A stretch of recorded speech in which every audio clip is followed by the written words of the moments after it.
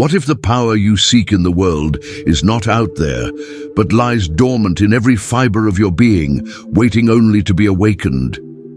There is a sense of smallness that haunts us. The idea that we are mere extras in a grand play, controlled by invisible forces, be it fate, luck, or even divine judgment. This belief leads us to a stance of subservience, of waiting, of seeking saviors or external validation. We kneel before what we perceive as superior, pleading for favors, protection, or a path to follow. But what if this perception is the greatest of illusions? What if the truth you need to unveil to never kneel again is that the source of all creation, the core of all power, resides inherently within you? Imagine the story of a traveler who, on his long journey through unknown lands, found an ancient map. This map promised to guide him to an invaluable treasure capable of granting all desires. The traveler dedicated his life to following every direction, facing dangers, climbing mountains, and crossing deserts, always with his eyes fixed on the horizon, where he believed the treasure awaited. He bowed to every obstacle, pleaded to the heavens for help, and exhausted himself in the search. But at the end of his life, weary and without finding the treasure, he realized something extraordinary. The map was drawn on the palm of his own hand. The treasure was not in some distant place. He was the map itself, and the journey was the revelation of who he truly was. The external search was merely a mirror for inner discovery. This analogy reflects our own condition. We seek power, answers, and validation outside ourselves when the true source lies within. We've been conditioned to believe in a hierarchy where we are inferior, sinful, or simply incapable of shaping our own reality. Cultural, religious, and social narratives often reinforce this idea, creating a distance between the human and the divine, between the self and power. This keeps us kneeling, not out of reverence, but out of ignorance. Think of the creation myths of various cultures. In many, humanity is forged from clay, from earth, from something inferior, while the gods reside in the heavens, untouchable. Yet, in some of these same myths, there is a divine spark, a breath of life that comes from the divinity itself, infusing creation with its essence. In Egyptian mythology, for example, the creator god Atum emerged from primordial chaos and created himself, giving rise to everything. This self-creation, this primordial force, resides in every being. The Hindu Vedas speak of the self, Atman, as identical to the ultimate reality, Brahman, a truth that challenges our common perception of separation.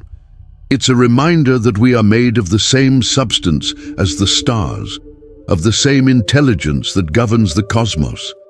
So, what makes us forget this truth? It's the ego, the conditioned mind, that creates a separate, fragmented, and limited identity. The ego, in its attempt to protect us, imprisons us in a cage of fears, doubts, and insecurities.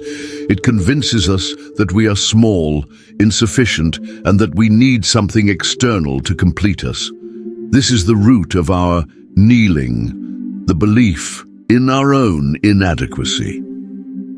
Jungian psychology, with its concepts of archetypes and the collective unconscious, suggests that certain images and behavioral patterns are innate to the human psyche. The archetype of the hero, for example, does not seek subservience but mastery.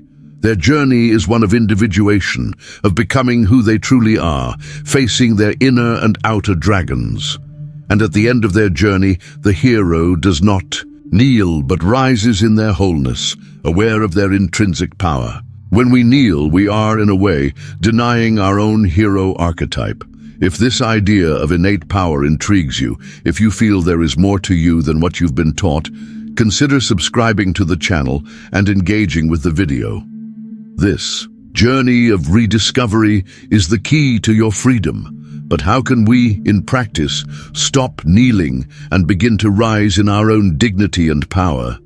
It's a process of unlearning and relearning, unlearning the limiting beliefs imposed on us and relearning the truth about who we are. The first step is observing our own thoughts and feelings. Most of us live on autopilot, reacting to external and internal stimuli without awareness. Our fears, insecurities, and automatic reactions are the chains that keep us kneeling. When we become the observer of our own mind, we begin to create a distance between the observing self and the conditioned self. Think of the metaphor of a river. The conditioned mind is like the turbulent waters on the surface, full of debris and chaotic currents. The observer is like the riverbed, calm and undisturbed, even when the surface is agitated. By connecting with this deeper part of ourselves, we gain the ability to choose, to not be swept away by the currents of fear and insecurity. The Stoic philosophers like Seneca and Marcus Aurelius practiced the art of self-observation. They taught that it's not events that disturb us, but our judgments about them. By controlling our perception and inner reactions, we gain unshakable freedom, regardless of external circumstances. This is the first way to rise, not to kneel before circumstances, but to face them with the serenity of someone who knows that the power to respond lies within. Secondly, reprogramming beliefs. Our mind is like a garden. If you don't plant flower seeds, weeds will grow on their own. Limiting beliefs, the ideas that we're not good enough, don't deserve, or are powerless, are the weeds that keep us kneeling. We need to identify them and replace them with beliefs that empower us, that align with our true nature as co-creators. This is not a superficial exercise in positive thinking. It's a deep dive into our psyche to identify the unconscious programs running in the background, shaping our reality. Most of us carry beliefs acquired in childhood, unprocessed traumas, or collective fears passed down to us. To change our reality, we need to change our internal program. What in your life makes you feel small, and how might that feeling be a reflection of a limiting belief you've internalized? Reprogramming beliefs is the fertile ground where the old dissolves and the new flourishes. Think of Eastern traditions like yoga and Buddhist philosophies, which use mantras and visualizations. A mantra is not just a repetition of words, it's a vibration, a focused intention that, when repeated consistently, has the power to rewrite mental programs at the subconscious level. Creative visualization, in turn, is the practice of mentally projecting the desired reality, activating the same neural networks that would be activated if the experience were real, thus teaching the brain what is possible. These are powerful tools for planting the seeds of a new reality, but there is a profound mystery behind this truth of no longer kneeling. If the power is within us, if we are co-creators, why do so many of us still feel so powerless, trapped in cycles of suffering, illness, and scarcity? What if the key to liberation is not just the belief that God is you, but the understanding that this inner divinity requires an act of surrender and inspired action? Often we confuse inner power with control. We try to control every aspect of our life, every outcome, every interaction. This need for control is a manifestation of the ego, which fears the unknown and vulnerability.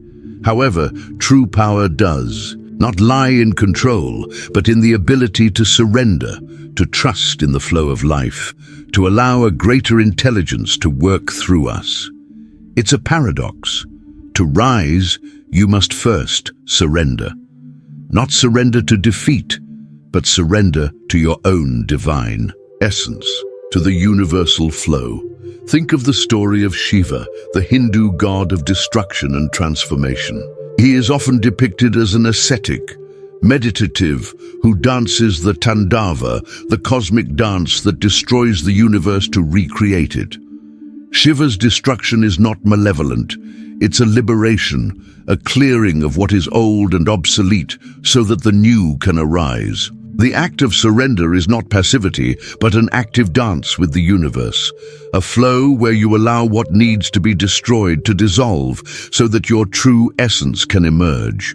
It's letting go of control so that life can guide you. This surrender is not a renunciation of responsibility, but a deepening of it. It's taking responsibility for being a channel for your own divinity. When you surrender, you open yourself to inspiration, and from this inspiration comes inspired action. Not action driven by anxiety, fear, or obligation, but action that springs from a place of clarity, purpose, and alignment with your essence. It's the difference between pushing a locked door and finding the key that opens it gently. Inspired action is the manifestation of your divinity in the physical world. Your projects flow more easily, your relationships become more authentic, and your challenges turn into opportunities. It's not action that comes from the small, limited self, but action that comes from the greater self, connected to the source of all creation. It's the power of intention allied with the wisdom of the universe. Great spiritual masters like Lao Tzu spoke of Wu Wei, which can be translated as action without effort or action in non-action. It doesn't mean inactivity, but rather action so aligned with the Tao, the natural way of the universe, that it feels effortless. It's the art of flowing with life instead of fighting against it. When you surrender and act from inspiration, you are practicing Wu Wei. What have you been trying to control in your life that, if you surrendered to your essence, could manifest more easily? Have you been discerning between action driven by the ego and inspired action that springs from your inner divinity? The final mystery that many fail to grasp is that the power to never kneel again does not come from accumulating knowledge or practicing rituals, but from integrating what you know into your very being. It's the truth that becomes alive in every breath, every thought, every interaction. The knowledge that God is you is not information to be stored, but a reality to be lived. Think of the alchemist. He doesn't just read about the transmutation of metals, he practices it. He spends years in the laboratory, failing, learning, until the raw material transforms into gold. The gold is not just a precious metal. It's a symbol of the transformation of the soul, the elevation of consciousness. Your journey is that of the alchemist. The raw materials are your fears, insecurities, and limiting beliefs. The gold is your manifest divinity, and the transmutation is the ongoing process of embracing your light and shadow, surrendering and acting with inspiration. True mastery is not about never falling, but about the ability to always rise with the awareness of who you truly are. It's not about avoiding suffering, but about transforming suffering into wisdom, compassion, and a bridge to a deeper connection with your essence. When you understand this, life becomes a school, and every challenge a teacher.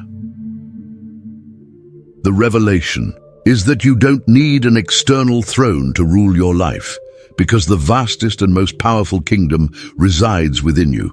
You no longer kneel because you recognize that the ultimate authority, the source of all creation and love, is an inseparable part of who you are. This is not a belief. It's an experience, a state of being that radiates to the world. Your posture changes, your gaze gains depth, and your presence becomes a beacon for others, inviting them to rise as well. If this conversation resonated in your soul and made you feel the depth of this revelation, I invite you to share your thoughts.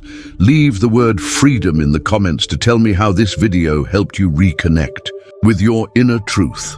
Like this video if it inspired a new perspective, subscribe to the channel to continue this journey of self-discovery, and share it with someone who is also seeking the fulfillment that resides within.